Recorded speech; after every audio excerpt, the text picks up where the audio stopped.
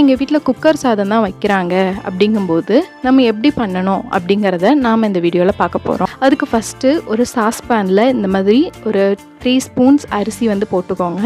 அதில் ஒரு 1 glass water வந்து ஊற்றிக்கோங்க, பெரிய கிளாஸ் அளவுக்கு ஊற்றிட்டு இதை வந்து நம்ம வந்து கொதிக்க வச்சு தான் உலை தண்ணீர் வந்து ப்ரிப்பேர் பண்ண போகிறோம்.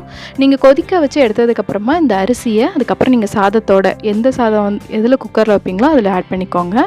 இதுக்கு ஜீரகம் எடுத்துக்கோங்க 1 ஸ்பூன் அளவுக்கு, அப்புறம் கொஞ்சம் பட்டர். நீங்கள் எந்த பட்டர் வேணாலும் எடுத்துக்கலாம், அன்சால்ட்டடாக எடுத்துக்கோங்க. இப்போ நல்லா பாயில் ஆகி அரிசிலாம் நல்லா குதிக்க ஆரம்பிச்சிருச்சு. இதுதான் கரெக்டான ஸ்டேஜ்.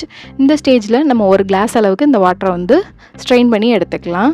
இந்த ஜீரகத்தையும் பட்டரையும் ஃபஸ்ட்டே வந்து ஆட் பண்ணிக்கோங்க.